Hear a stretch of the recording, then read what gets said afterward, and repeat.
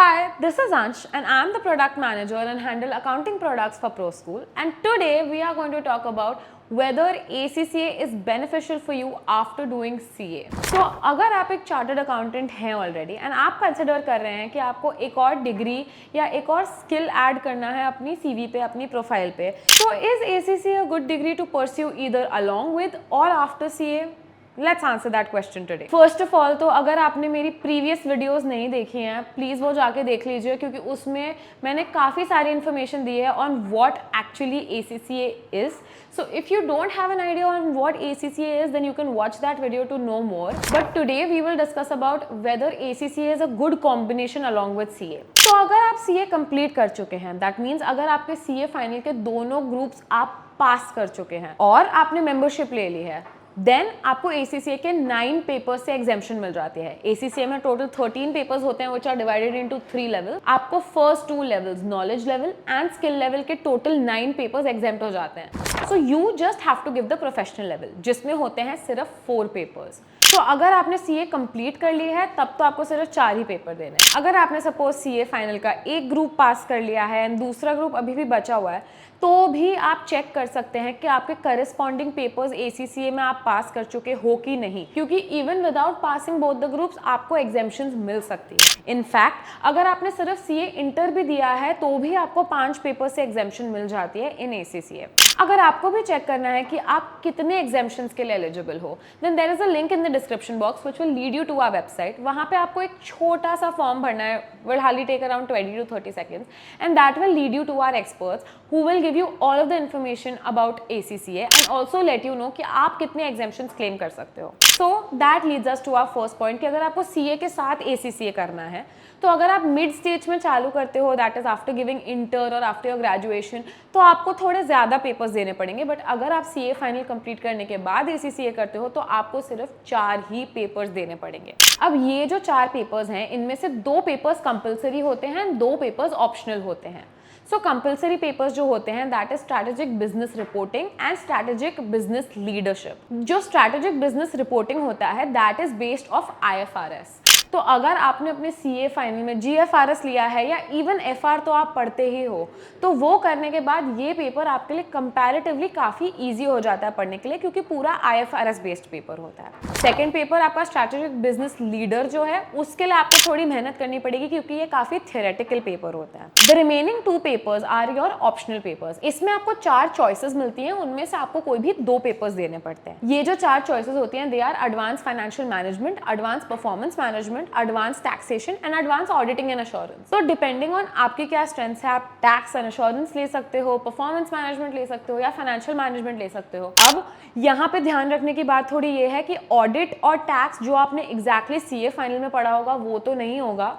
थोड़े से डिफरेंसेस हैं क्योंकि टैक्स लॉज सारे अलग हैं. तो आपको वो टैक्स लॉज के हिसाब से UK के टैक्स लॉज के हिसाब से वो टैक्सेशन का पेपर पढ़ना पड़ेगा.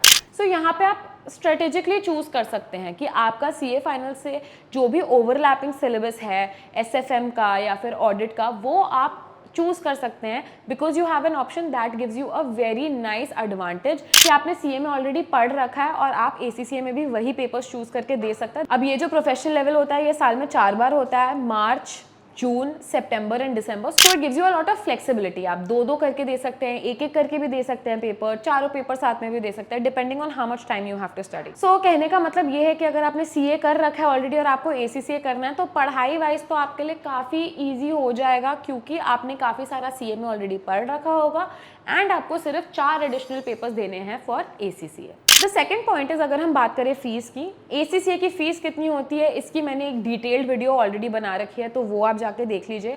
अगर आपको एग्जैक्ट कॉस्ट का ब्रेकअप चाहिए तो वहाँ पे आपको वो मिल जाएगा. लेकिन रजिस्ट्रेशन की फीस होती है ये तो आपको देनी पड़ेगी. एग्जेम्पशन क्लेम करने की फीस होती है ये भी आपको देनी पड़ेगी बिकॉज आप 9 एग्जेम्पशंस क्लेम करेंगे. प्लस जो एग्जाम फीस होती है, जो स्टडी मटीरियल का फीस होता है, ये सारी फीस इंक्लूड होती हैं.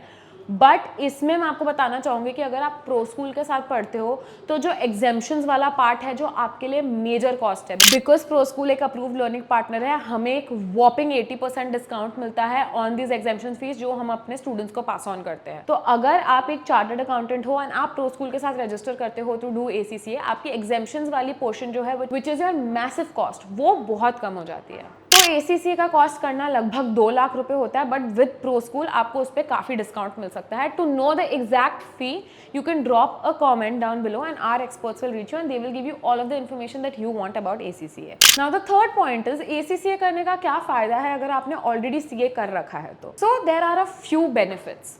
First is ACCA is majorly IFRS based, मतलब आपको पूरा IFRS अच्छे से पढ़ा देंगे. तो आजकल जो ग्लोबल कंपनीज हैं जो अपना सारा काम इंडिया में शिफ्ट कर रही है, स्पेशली अकाउंटिंग, वो सारी जॉब अपॉर्चुनिटीज आपके लिए ओपन अप हो जाती हैं. Because in addition to being a CA which is a very prestigious degree जो आप ऑलरेडी होल्ड करते हैं, आपके पास IFRS की सारी नॉलेज आ जाती है जो आप यूज़ कर सकते हैं in leveraging your role and becoming an expert for even international institution. In addition to learning IFRS आप एक वेल राउंडेड अकाउंटेंट बन जाते हैं बिकॉज ACCA में आपको काफ़ी टेक भी पढ़ा देते हैं, तो आपके पास एक वो एडिशनल स्किल एड ऑन हो जाती है. द नेक्स्ट इज इंडिया में तो आप ऑलरेडी एक रिकग्नाइज्ड चार्टर्ड अकाउंटेंट थे ही, बट अगर आप ACCA वाली डिग्री अपने लिए एड ऑन कर देते हो तो आपके माइग्रेशन के चांसेस बहुत बढ़ जाते हैं.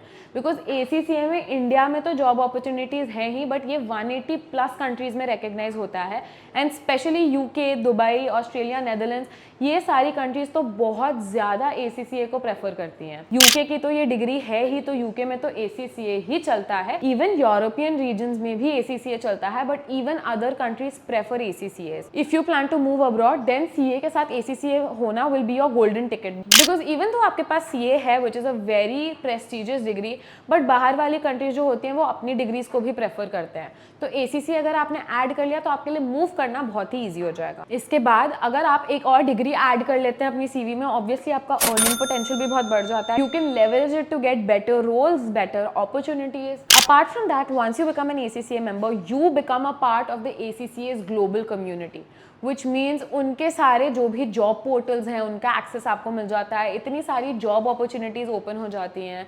India, abroad, everybody who is an ACCA gets connected and you have a great networking opportunity as well. So ACCA and CA साथ में तो बहुत अच्छे से जाते हैं. इनफैक्ट आपके लिए करना भी ये काफ़ी ईजी हो जाता है. इतने सारे इसके बेनिफिट्स हैं एंड आपको मिनिमल एफर्ट के साथ एक और डिग्री ऐड हो जाती है आपकी CV पे, which is invaluable. So if you like this video, don't forget to press the like button and please subscribe to our channel because we are going to make so many more videos on ACCA and other topics which can be really insightful to you. And if you want to know anything about the ACCA course, then you can click on the link given in our description box. It will take you directly to our website.